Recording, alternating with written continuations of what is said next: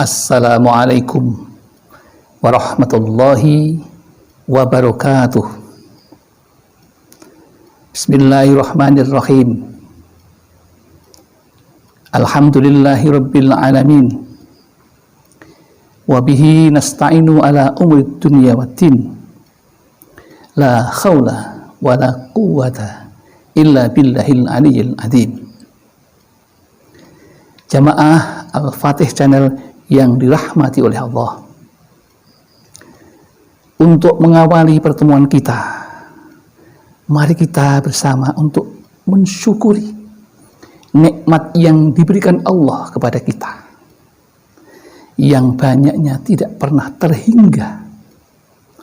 Maka kata-kata yang paling bijak dan indah untuk kita sanjungkan, kecuali dengan kata puja dan puji, keharibaannya dengan mengucapkan kalimat tahmid, alhamdulillahirabbil alamin.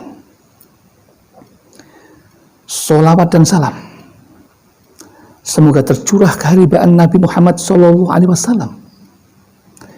Nabi yang kita yakini mempunyai syafaatul uzma, yang kita rindukan dan nantikan baik di dunia maupun di akhirat nanti. Selanjutnya, izinkan kami untuk bersilaturahim kepada saudara-saudaraku jamaah Al-Fatih Channel yang selalu dekat di hati. Pada kesempatan yang baik ini, ingin kami berbagi ilmu yang bermanfaat bagi kita semuanya. Apa kira-kira, saudaraku? Tak lain dan tak bukan adalah tentang cita-cita orang tua kepada putra-putrinya. Tentu orang tua ingin anaknya sukses dalam segala hal. Pada kesempatan ini ingin kami bagikan tip untuk bagaimana mempersiapkan anak kita sukses di dunia maupun di akhirat. Tidak ada orang tua yang tidak punya cita-cita terhadap anak-anaknya. Pasti semuanya ingin punya putra-putri yang sukses dalam perspektif agama Islam. Sukses menurut perspektif Islam tidak hanya baik, tidak hanya sukses menurut manusia, tetapi juga menurut ukuran Tuhan Yang Maha Esa, yaitu Allah Subhanahu wa Ta'ala.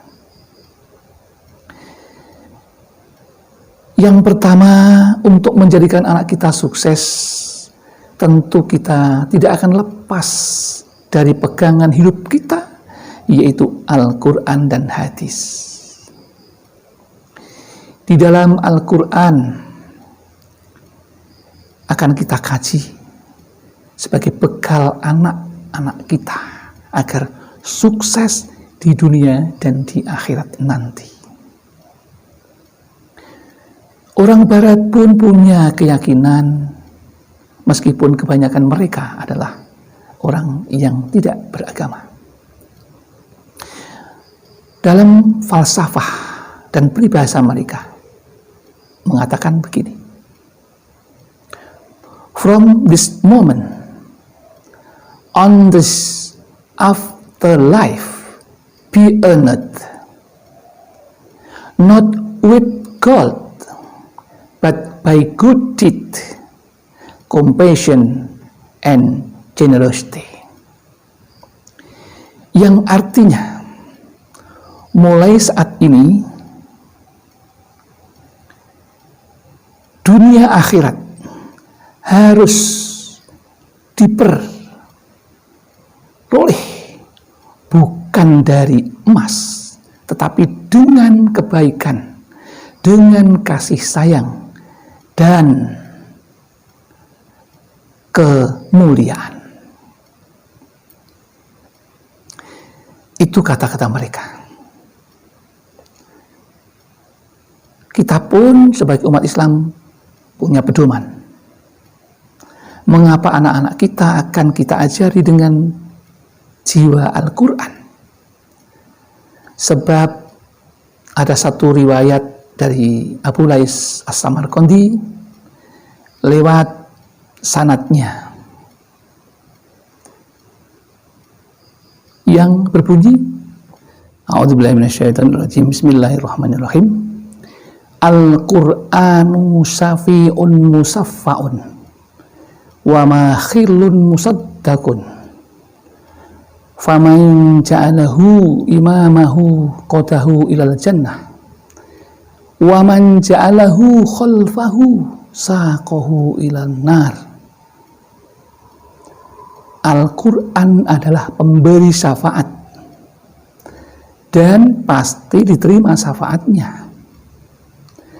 dan pimpinan yang dipercaya, maka orang yang dipimpin Al-Quran pasti dibimbing ke surga, dan orang yang menolak pimpinannya pasti dijerumuskan ke neraka. Berdasarkan itulah, maka untuk menjadikan anak kita sukses dunia dan akhirat, maka yang pertama kali adalah membekali anak kita dengan pembiasaan yang baik, yaitu talil Qur'ani. Membiasakan untuk selalu membaca Al-Quran. Apa yang diperoleh dari talil Quran? Mendawamkan, membiasakan, menyenangi membaca Al-Quran. Allah akan memberi derajat khusus kepada yang membacanya, yang istiqomah akan membawa Al-Quran besok sebagai saksi ketika menghadap Allah Subhanahu wa Ta'ala.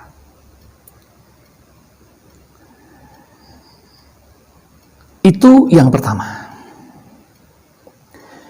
Ada pula Al-Quran itu meskipun tidak tahu artinya, Al-Quran itu mendapatkan pahala. Apalagi yang tahu artinya, membaca dengan tidak tahu artinya mendapatkan pahala yang berguna di dunia dan di akhirat besok.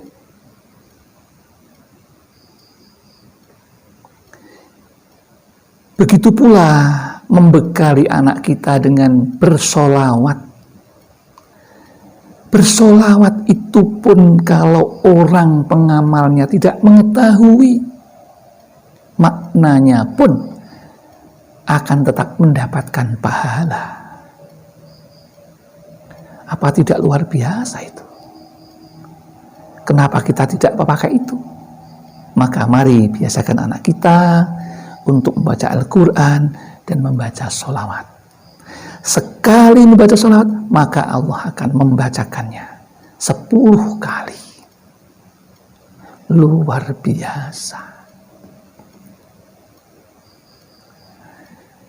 Yang kedua apa? Yang pertama sudah, yaitu talil Qur'ani.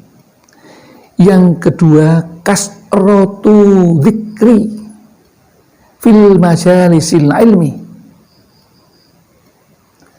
yaitu memperbanyak menghadiri majelis zikir. Kasratu dzikri fi majalisil ilmi, banyak berzikir dengan menghadiri majelis ilmu. Mengapa demikian? Kita mengajarkan anak kita untuk berzikir. Zikir kepada Allah, zikrullah. Karena dengan berzikir orang akan menjadi tenang hatinya, tenteram hatinya. Kita tentu tidak ingin punya anak yang susah, yang gelisah. Tetapi kita ingin anak kita, kecuali nanti besok akan masuk surga. Tahlil Qur'ani jelas akan dirindukan. Salah satu orang yang dirindukan oleh surga, yaitu orang yang mendawamkan, suka membaca Al-Quran. Jaminan sudah. Tidak hanya di dunia, di akhirat. Bahkan ada cerita banyak orang yang mendawamkan Al-Quran, ada kebahagiaan yang tidak pernah disangka-sangka. Banyak cerita orang naik haji, dia tanpa mengeluarkan sepeser pun. Yang menghajikan Allah lewat orang yang hatinya diusik oleh Allah Subhanahu wa ta'ala. Itu. Kemudian kasratu dzikri, disuruh memperbanyak zikir. Bagaimana itu maksudnya? Mari kita pelajari dulu yang namanya zikir. Hukum zikir itu bagaimana? Hukum zikir itu ada dua macam. Yang satu hukumnya sunnah. Yang sunat yang bagaimana? Yang termasuk sunnah itu, ya membaca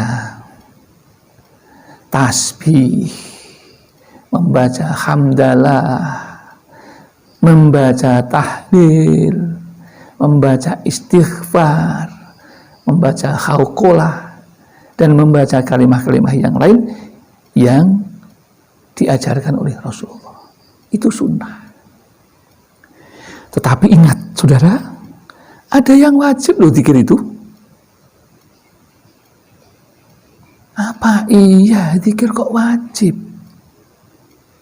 Jawabannya, betul ada yang wajib. Terus mana yang zikir yang diwajibkan? Zikir yang wajib itu adalah zikir itu mengingat perintah Allah. Itu wajib. Contohnya apa? Mengingat sholat. Kapan waktu sholat tiba, aku harus segera bergegas untuk sholat. Itu wajib. Karena sholatnya itu wajib dikerjakan. Maka zikir tentang, atau ingat tentang kewajiban kepada Allah itu hukumnya wajib. Banyak sekali yang diwajibkan. Tetapi ada yang dilarang. Jadi zikir mengingat yang dilarang supaya kita tidak melakukan, itu juga wajib hukumnya.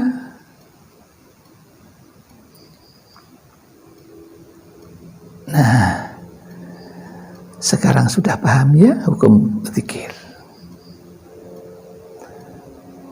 Itu harus kita latihkan kepada anak kita, supaya anak kita menjadi anak yang beriman, anak yang bertakwa, yang Islam dan ihsan, agar mendapatkan hidayah, mendapatkan taufik, inayah, dan barokah, ma'unah dari Allah Subhanahu wa ta'ala di dalam hidupnya.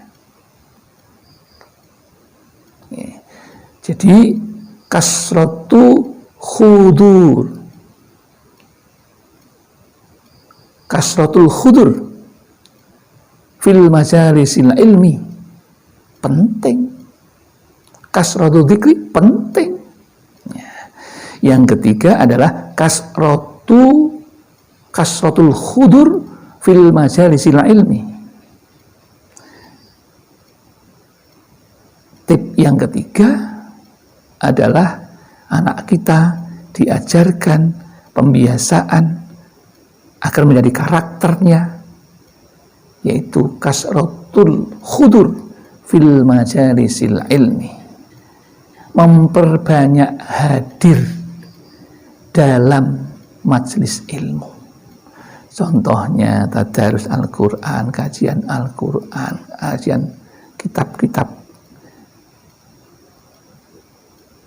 fikih, majelis sholawatan. Itu supaya mengapa? Karena kalau kita bercampur hadir dengan orang-orang yang berilmu, maka kita juga akan kebagian syafaatnya, ilmu. Jadi kalau kita bergaul, menghadiri teman-teman kita, sahabat-sahabat kita yang suka pada hal-hal yang dilarang oleh Allah, maka kita juga akan mendapatkan bagiannya yang tidak baik itu.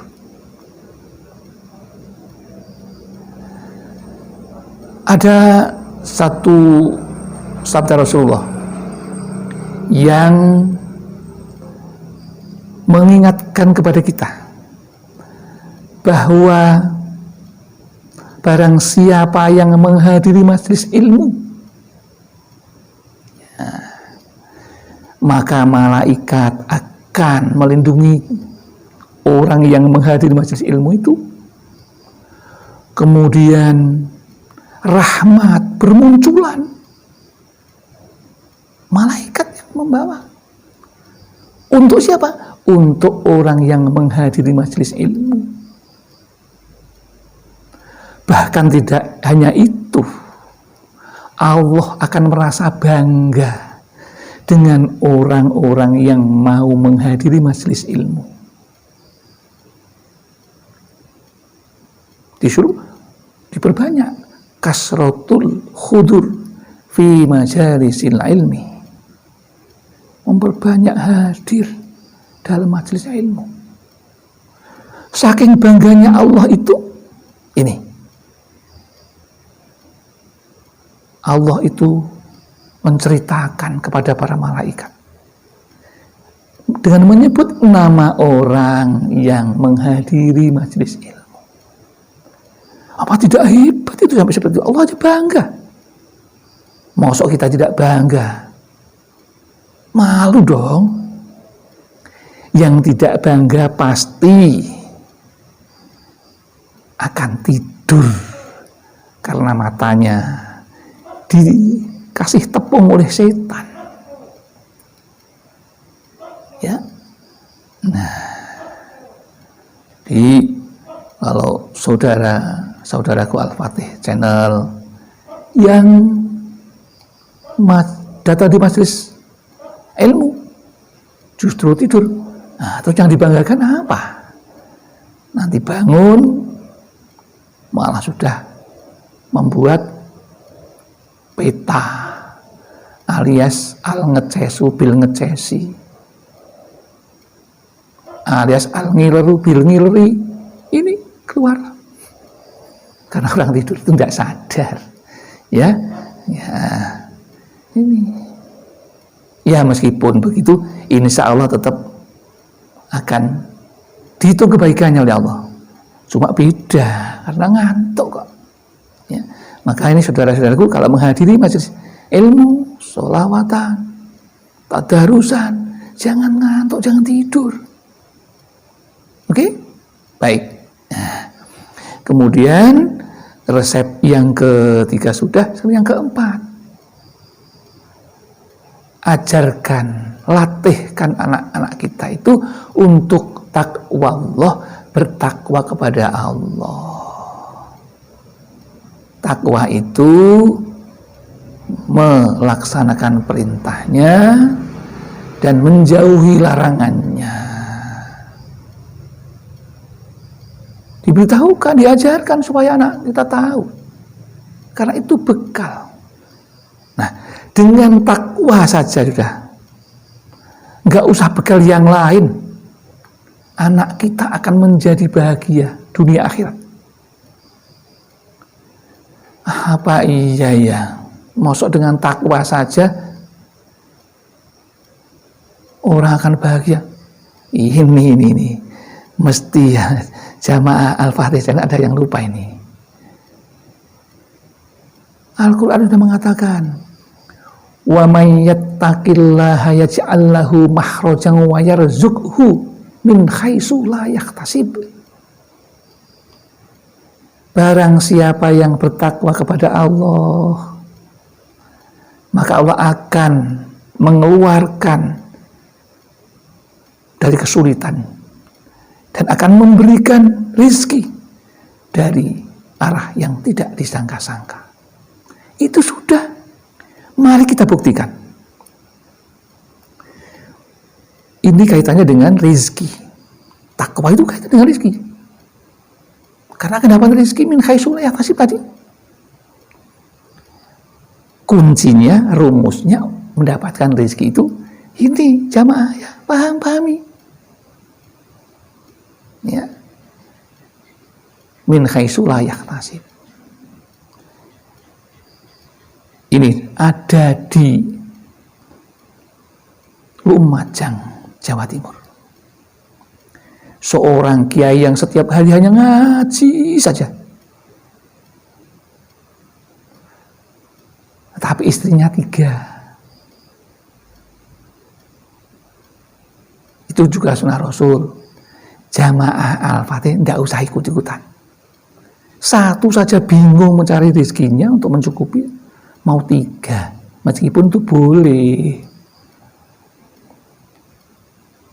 Ya. Jadi mereka itu mendapatkan rezeki dari golongan yang rizkun, bukan kasbiyun,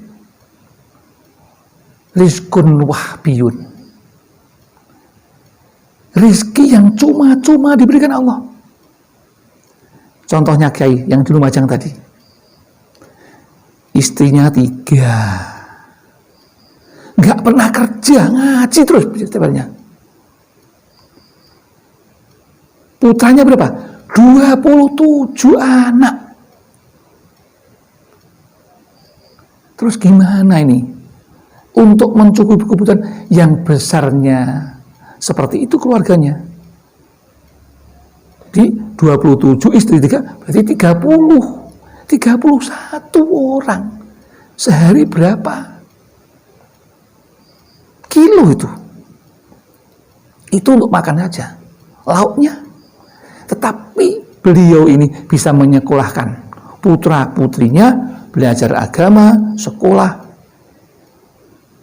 sampai ke Pakistan, Arab Saudi, Sudan. Apa tidak hebat ini? Sampai ke Maroko, Turki. Beasiswa semuanya. Rizkun wahbiyun.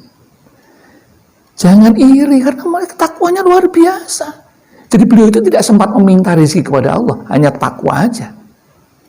Karena memang jalan hidupnya rizkun wahbiyun. Kalau kita, ayo kita ini mendapatkan rezeki dengan rizkun kasbiyun. Rezeki dengan menjemput melalui bekerja. Karena takwa kita tidak seperti yang itu. Ada satu lagi. Ada seorang santri dari Magelang mondok di Jawa Timur, di Kediri, Lirboyo. Diambil putra mantu di sana. Namanya Pak Kiai Mahin. Beliau itu juga gak pernah kerja. Ketika beliau mengaji mengatakan, saya itu nggak pernah sempat bekerja karena ngurusi santri, santriwan, santriwati, nggak sempat bekerja, nggak sempat meminta, tapi hanya ngaji, hanya ingat kepada Allah. Karena yang namanya doa itu intinya zikir, bukan ucapan dari doa itu. Minta rezeki, minta ini, minta itu, tidak itu. Jadi ini kiai ini, Pak Kiai Mahin ini punya mobil, mendirikan pondok-pondok cabangnya di mana-mana. Uang dari mana itu? Kok ada? Ini yang perlu dipahami oleh jamaah Al-Fatih Channel. Jatahnya karena ketakwaannya, dia akan mendapatkan uang dengan rizkun wahbiyun. Nih. Kalau kita rizkun kasbiyun, rezeki tapi dengan bekerja. Kalau kiai yang takwa itu rezeki cuma-cuma gratis. Ya sekarang belum balah. Kalau ingin menjadi penerima rezeki yang rizkun wahbiyun seperti para ini dua yang kami ceritakan. Bahkan kemarin di episode yang kemarin kami juga menceritakan seorang kiai itu luar biasa. Sehingga ada mobil BHS itu mobil barang hasil sowan. Orang yang sowan datang ke kiai itu memberikan mobil itu. Karena apa? Ketakwaannya itu. Jangan lupa kalau berdoa, ketakwaannya pertama. Banyak beristighfar, mohon maaf. Ampunan kepada Allah. Oke? Nah, yang terakhir ini, yang terakhir. Yang terakhir, apapun yang kita kerjakan itu harus dilandasi dengan ikhlas. Karena ikhlas itu intisarinya orang beribadah. Ya? Jadi al-ikhlasu bi ghairi sukhtin. Ikhlas itu kelawan tanpa grudel, dengan tidak menggerutu. Nih kalau ikhlas bi sukhtin, ikhlas kok menggerutu, namanya bukan ikhlas dan akan ditolak. Akan rodun, doanya ditolak. Mardudun ditolak. Ya. Yang terakhir ikhlas, penting. Karena dengan ikhlas itu orang akan lepas dari yang namanya stres. Demikian yang dapat kami sampaikan. Mudah-mudahan ini ada manfaatnya bagi kita semuanya. Ya, ada kesalahan mohon maaf. Kalau ada benar itu semata-mata datang dari Allah, maka kami akhiri billahi taufiq wal hidayah wal inayah wal barakah. Wassalamualaikum warahmatullahi wabarakatuh.